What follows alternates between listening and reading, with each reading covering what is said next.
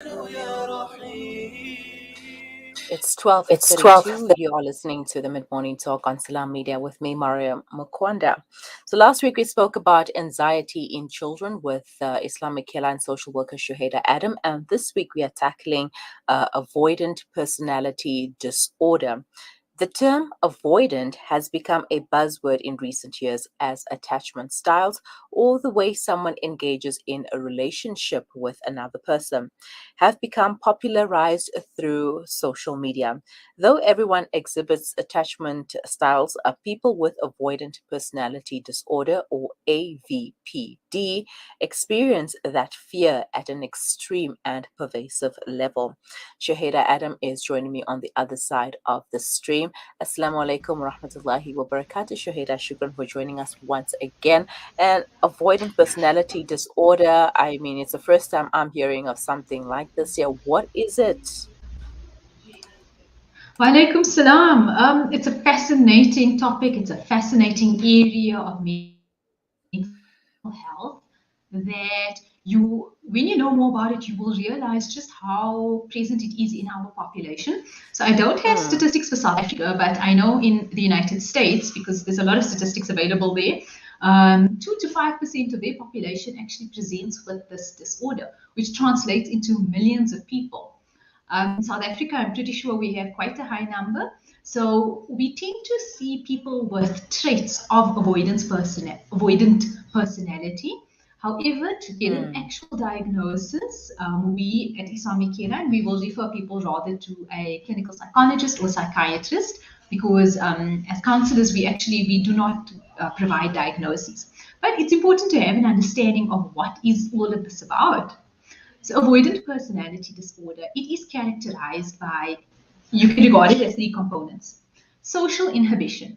So the person with this social avoidance, with the avoidant personality, they restrain themselves, and we're going to go into the reasons why, on a social level. So interacting with other people, they hold a lot of restraint.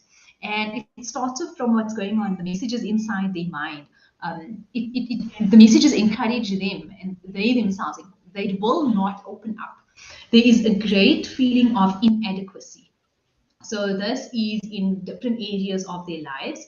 Avoidant personality disorder, it impacts all areas of people's lives, right? It's not just in their relationships, it's also in their occupation. It's also in their family, it's in social situations, it can even be in recreational leisure situations. And then there is sensitivity to criticism and rejection. And this is actually, I would say, this is the strongest component that a lot of people present. The sensitivity to criticism and rejection. And this is the driving force that causes people to withhold themselves from participating in anything, from engaging openly, from being a bit free with people, from participating in new activities, from asking for help, from seeking help for things like a medical condition. There's an avoidance of activities and unwillingness to interact with others unless you are certain that you're going to get a positive response. So the person with this avoidance, they would rather not say anything for fear that other people will ridicule them, or other people may not even say anything, but they feel that they are going to be regarded as lesser in the person's eyes. They feel that what they have to share is inadequate, it's not good enough. Or they may tell themselves, for example, that participating in a group where everybody is asked to give some feedback on, let's say at work, everybody is asked to give some feedback on a project. The person may not say anything because they're worried that their feedback is going to be mocked, or somebody, the superior is going to get upset at them. They feel that they are not good enough, and people will then realize that this person is inadequate. And that this person fears that everybody else will mock them and they will not be accepted. Okay, so there's a perception of themselves as being inept, as being not equal enough to the other people around them. So they regard themselves as inferior. They may believe that people don't actually want to be around them. So they believe that they are unappealing, that people hold no interest in them. They are reluctant to take any risk because of what other people will think of them. And they're worried even taking a risk, if it doesn't work out, they're not so much worried about the actual failure. It's more along the lines of what people will think of that failure. Or if it didn't work out, the risk that they took. They worry more along what other people will say. So it's a consistent pattern of avoiding social contact, being overly sensitive to rejection and criticism, and being the strong feelings of inadequacy. Um, so what you find then also is how it manifests itself in the school environment. You find that sometimes you're just unwilling to talk to anyone else. You're unwilling to socialize with people. But the driving force behind it is not shyness or anxiety. It's a firm belief that other people don't want to know you. Other people don't. You're not good enough for them. Okay, so if we just, we spoke about anxiety last year. Oftentimes last week, sorry. Oftentimes people with anxiety, they hold a certain shyness, but when they are comfortable and when they actually go through with the experience and they realize it's not as bad as they thought it would be, or they become now familiar with the new setting, they become more comfortable with it and they don't experience that anxiety anymore. People with avoidant personality, they can be going through the same environment. It can be an environment they're very familiar with. It can be a task that they're very familiar with. It can be a group of people that they've known for a long time. They may not have even gotten any negative verbal feedback from people. That the person with the avoidant personality will still hold this belief inside them that they will be mocked and they are inadequate, and people will think negative of them, even though they haven't gotten any feedback from other people along anything negative. So it can be very distressing. It can have a great impact on your functioning. School-wise, we find that young people, when they are avoidant, they are oftentimes they don't even want to do the work that they allocated because they're worried about making mistakes, and then teacher or their classmates are going to think of them as inadequate or think of them as unable to learn or not knowing. Oftentimes the message they tell themselves is everybody's going to think I'm stupid. So they may not engage in the task at all. They'd rather not do it rather than trying and then not getting it absolutely perfect. They're reluctant to ask for help. So if they don't understand something, they will not want to go and ask for clarification on work or asking a question in front of everybody because they're again worried about what people are going to think. On a social level, what we find in relationships is that people with avoidant personalities and avoidant traits, they are very reluctant to fully engage and open with their partners in a relationship. So people with avoidant personalities, they can be married, but they're not truly opening themselves to their partner. So intimacy can actually become a problem. They can struggle with physical intimacy and emotional intimacy. So opening themselves up and really showing who they are and sharing their thoughts, their feelings, etc., they are rather unwilling to do that for fear of being ridiculed. They worry that their partner might laugh at them or their partner may not accept them. So they would rather close off than face the perceived rejection from their partner. Relationships can work when somebody is somebody has avoidant traits, but it requires a great amount of understanding from the other partner. When we have two partners with avoidant traits, it's a lot more of a struggle, but it still can work with the right help and with the right support. We find occupationally also people with avoidance, they possibly self-sabotage. So they not able to really fully apply themselves to their work, especially when there's a social component to their work. So if, for example, a team has to meet and give feedback or participation is required in university, sometimes many classes, they give you a participation mark. You'll rather forfeit that rather than actually exposing yourself to the scrutiny of others. So we find people with avoidant personality, they can self-sabotage. They may, when they realize that they have to engage with other people, they may completely skip or try to not do that at all. to avoid the scrutiny of others, and it can then have consequences on their career performance. They may turn down opportunities to grow, they may turn down advancement opportunities in their careers because of their fear and their belief of their inadequacy. So it has an impact on other areas of their life. On most areas of their life. Sometimes you'll find that this person, they feel very, very comfortable, maybe with very close people that they've built a relationship with.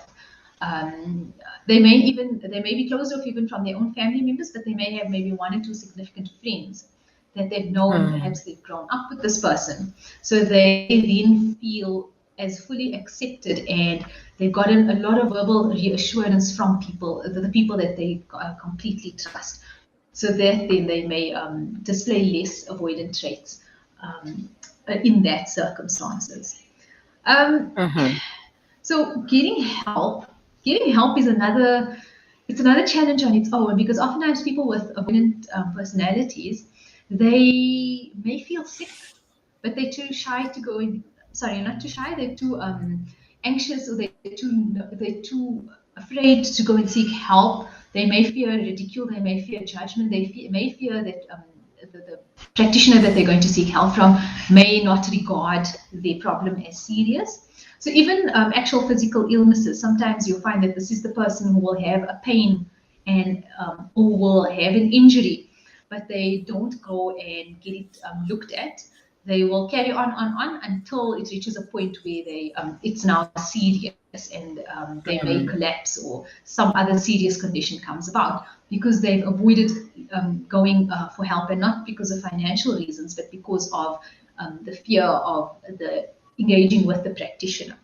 So we often find that people don't actually come for help with avoidant personality disorder because they are avoiding the therapist.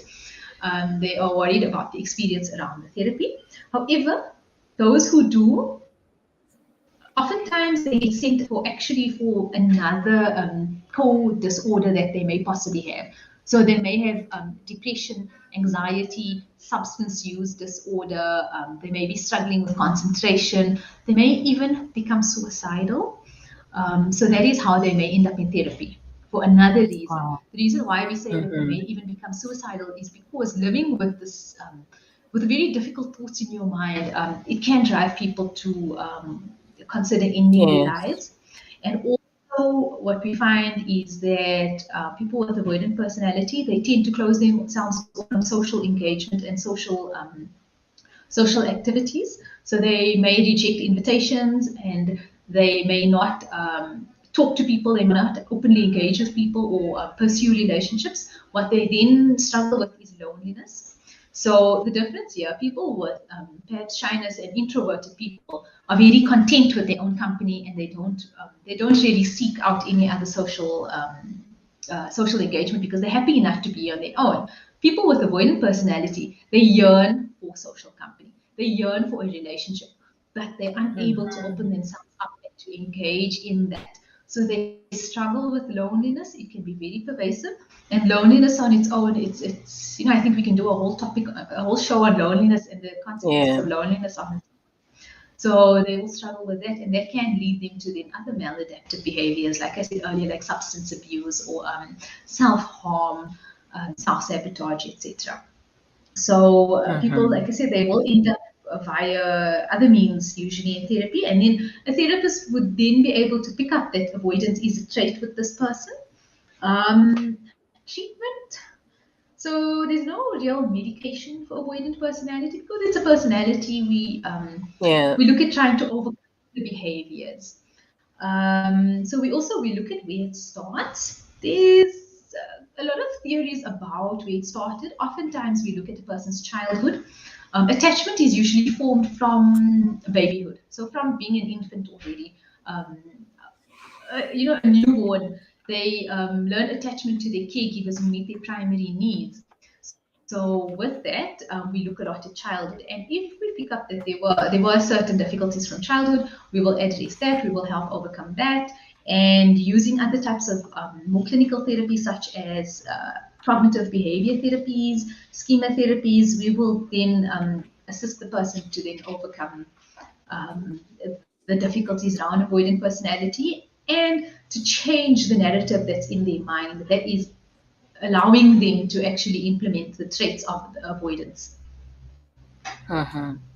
Wow, I definitely learned some more about avoidant personality disorder because I'm here thinking to myself, well, am I that person just because I sometimes like avoiding people? Um, and and then you brought up the introvertedness, like you have certain circles that you're comfortable with, and you don't really crave attention or social circles. You're comfortable being alone with yourself sometimes and with your small amount of friends or family that you're comfortable with. So yeah, I guess there's so much that we can still learn about AVPD, and also we should definitely touch on loneliness. And how it ties into AVPD as well as other mental disorders. And I wanted to know, does AVPD have anything to do with the anxiety? Like, where does it stem from? Does anxiety play a role somewhere, somehow? But I do realize that time is not on our side right now. So, inshallah, we will tackle this another time. For sure. Jazakallah so much. Like you said, time. I mean, this topic we can really talk it through. Mm, We can go into attachment theories also, talking about the other types of attachment, but there's so much content to it. And you say that you recognized a little bit of it and you worried if this applies to you. You'll find with a lot of our mental mm, health conditions and mental health diagnoses, I talk about traits and I talk about the disorder itself. So many people, mhm, we naturally have certain qualities that may fit into a mental health disorder.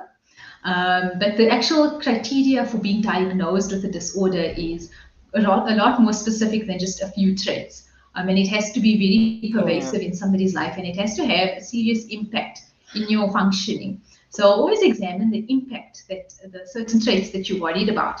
Examine the impact it's having and look at the reasoning behind why you are implementing these behaviors or the reason why these traits are there. And then you'll be able to just do a little bit of an evaluation whether it's something you should be concerned about, whether it's something that doesn't impact on your life, it doesn't impact and harm others as well, and whether it's something that you are relatively satisfied with. So not to worry. Diagnosing yourself with the disorder, there's a long process for that. I'm glad. All right. Shahida, shukran so much for your time once again, and have a wonderful day. Assalamu alaikum. Wa alaikum salam wa rahmatullahi wa barakatuh. Social worker for Islamic Care Line, Shuhaida Adam, explaining to us a little bit more about avoidant personality disorder. I'll be sharing with you a little bit more information when we come back, so stay with us. We will be right back.